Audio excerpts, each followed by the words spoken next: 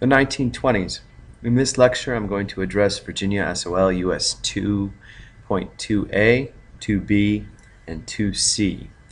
I strongly encourage you to take notes on this. There will be a quiz, not just a quick check, but a quiz on the 1920s, and you will get to use your notes for the quiz.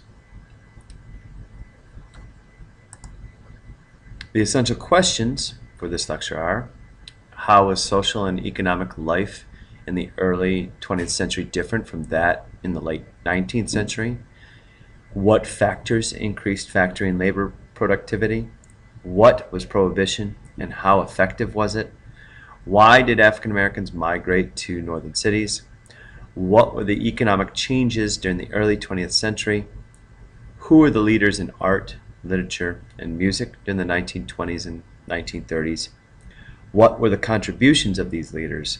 And how did the Harlem Renaissance influence American life?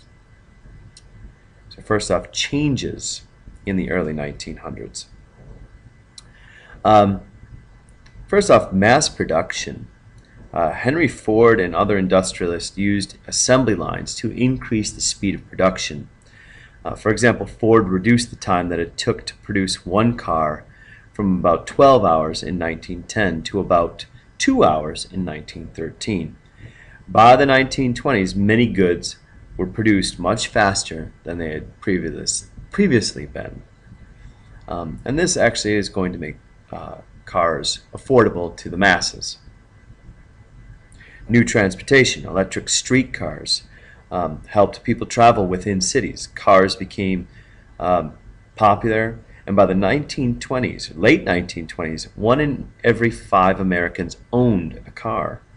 Mail delivery by air began in 1918, and commercial passenger flights began in 1927. Cities also expanded. Cities grew with the expansion of industry. The automobile industry led to the growth of new cities that were built around related industries. And electricity. Factories used electricity to power machines and light their buildings. Factories no longer needed to be located near water power. New technology allowed electricity to be more easily transmitted over a distance, meaning that homes away from the center of cities could have electric lights and appliances.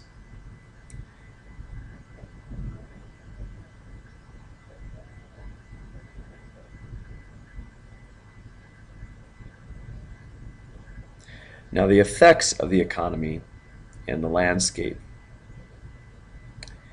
General prosperity characterizes the 1920s. The 1920s was generally a time of prosperity. Improved technologies helped factories produce more goods and workers earn more money. Faster production made goods less expensive. Many people bought goods on credit, and advances in communication, such as the telephone and radio, also changed American life. Roads. The growth in the number of automobiles led to a need for better roads. In 1916, the federal government began to pay half of the cost of highways built by the states. By 1930, most major cities in the United States were connected by paved roads. Trucks competed with railroads to deliver goods. Roadside businesses such as gas stations, motels, and restaurants sprang up. And changes to cities. Improvements in construction techniques and materials made skyscrapers possible. Skyscrapers allowed cities to make better use of the land and allowed more people to live and work in less space. Changes in transportation allowed cities to grow outward into the suburbs, and people lived farther away from work or other services because they could travel more easily. And this expansion away from the center is sometimes called urban sprawl. And here you can see how New York City not just grew out, but also grew up. Prohibition. Now, prohibition, we We begin with the 18th Amendment. Prohibition was imposed by a constitutional amendment, the 18th. The 18th Amendment made it illegal to manufacture, transport, and sell alcoholic beverages. There was a strong push for prohibition of the sale of alcohol that began in the 1870s by the Women's Christian Temperance Union. The Anti-Saloon League, which was founded by Protestant clergymen, became a national organization in 1895. In general, rural areas supported prohibition and cities opposed it. Urban immigrants did not see drinking as a sin, and saloons served some community needs. Oftentimes it was a place where people got their news, especially the local news. But Congress does pass the 18th Amendment, and the states ratify it in 1919. And it prohibits the making, transportation, and sale of alcoholic beverages. The Volstead Act, which was also passed in 1919, though later on in the year, was passed to enforce the amendment. Congress never supplied enough support for real enforcement of this law. And because of that, it made it difficult to make the law practical, make it useful, or to make it serve the purposes that it was intended to. But there was some intent to try to make good on prohibition. Breweries, oftentimes their supplies were seized, and here you can see them trying to destroy the supplies of a local brewery. But people found ways to get access to alcohol. Speakeasies were created as places for people to illegally drink alcoholic beverages. Bootleggers smuggled illegal alcohol and promoted organized crime. And the 18th Amendment was eventually repealed, in part because while it was created to try to reduce crime as one of its major intents, it ultimately increased crime. And so it was repealed by the 21st Amendment in 1933. The Great Migration, North and West.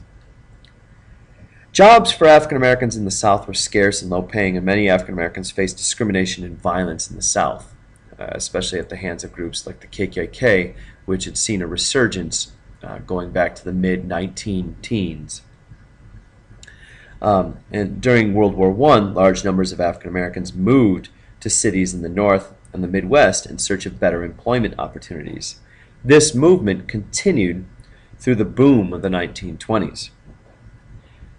African Americans continued to face discrimination and violence in the North and the Midwest.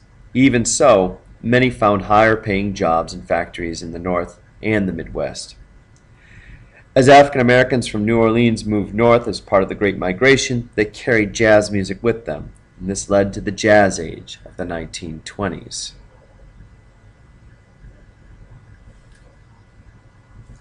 The Harlem Renaissance. The Great Migration led to large movements of African Americans to places like Harlem, a neighborhood on New York's West Side. Harlem was the world's largest black urban community in the 1920s, and it produced a burst of cultural activity known as the Harlem Renaissance. This burst of cultural activity symbolized a rebirth of hope and culture for African Americans. Harlem became home to writers, musicians, singers, painters, sculptors, and scholars. Among them were poet Langston Hughes and writer Zora Neale Hurston. Jazz musicians such as Louis Armstrong and Duke Ellington performed at Harlem's most famous nightclub, the Cotton Club. Bessie Smith brought her unique style of blues singing to Harlem, and Jacob Lawrence chronicled the experiences of the Great Migration in his paintings.